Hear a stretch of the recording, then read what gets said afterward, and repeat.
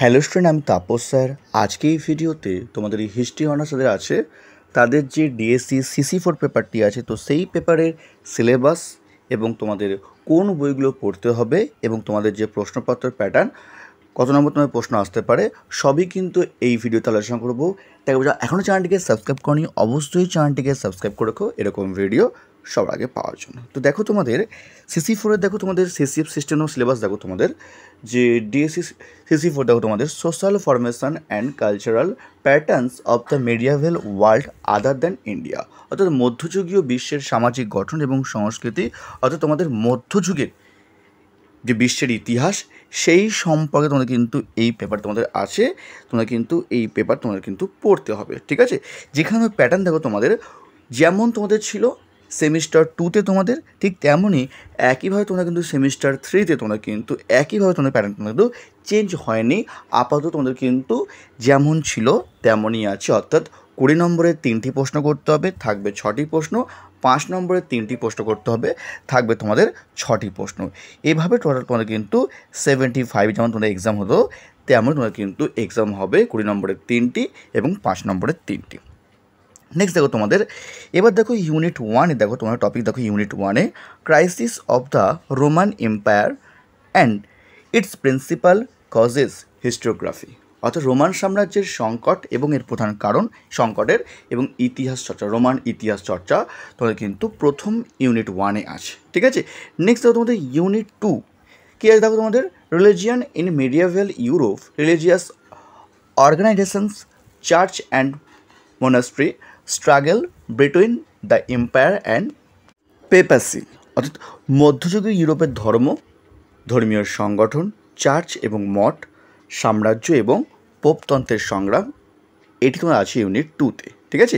দেখো তোমাদের ইউনিট 3 দেখো তোমাদের কালচার ইন মিডিয়াভেল ইউরোপ, যেখানে তোমাদের আজ তোমার কী আছে না ক্যারোলিঞ্জিয়ান রেনেসাস, ঠিক আছে, 12th century renaissance, rise of university, medieval art and architecture, অর্থাৎ মধ্যযুগীয় ইউরোপের সংস্কৃতি। আর তোমাদের মধ্যে কী আছে ক্যারোলিঞ্জিয় রেনেসাস, দ্বাদশ শতক রেনেসাস, বিশ্ববিদ্যালয়ের উত্থান, মধ্যযুগীয় শিল্প ও স্থাপত্য, ঠিক আছে। এবার দেখো ইউনিট 4 দেখো তোমাদের সোসাইটি ইন মিডিয়াভেল ইউরোপ, যেখানে তোমাদের দেখো কী আছে তোমাদের feudal society, its origins, monachism, growth of towns, অর্থাৎ মধ্যযুগীয় ইউরোপের সমাজ, সামন্ত সমাজের উৎপত্তি, মনোরিয়ালবাদ এবং শহরের বিকাশ। দেখো unit 5 origins of the crisis of feudalism, historiography, সামন্তবাদের সংকট, উৎপত্তি বা বিতর্ক, ইতিহাস চর্চা, ঠিক আছে। লাস্ট দেখো তোমাদের unit 6 Judaism and Christianity under Islam crusade, অর্থাৎ ইসলাম ধর্মযুদ্ধের অধীনে ইহুদি ও খ্রিস্টান ধর্ম। তো এই যে তোমাদের 6টি ইউনিট তোমাদের কিন্তু আমি বাংলায় তোমাদের আলোচনা করলাম। এবার তোমাদের এই ইউনিটের উপর তোমাদের যে বইগুলো আছে সেই বইগুলোর দাম এবং কী বইগুলো আছে, তো বেস্ট অফ 5 থেকে 6 অর্থাৎ 5 থেকে 6টি বই তোমাদের নাম বলবো এই পেপারের উপর।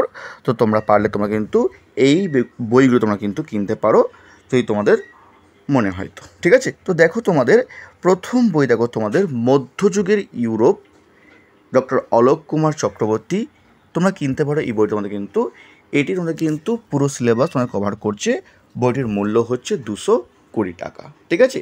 নেক্সট দেখো তোমাদের পরের বই দেখো রোম, আরব ও মধ্যযুগের ইউরোপ, ধুবকর ও বোম্বাদে রাইটার, বইটির মূল্য কিন্তু 150 টাকা। তোমার চাইলে কিন্তু এই বইটা তোমরা কিন্তু কিনতে পারো, ঠিক আছে।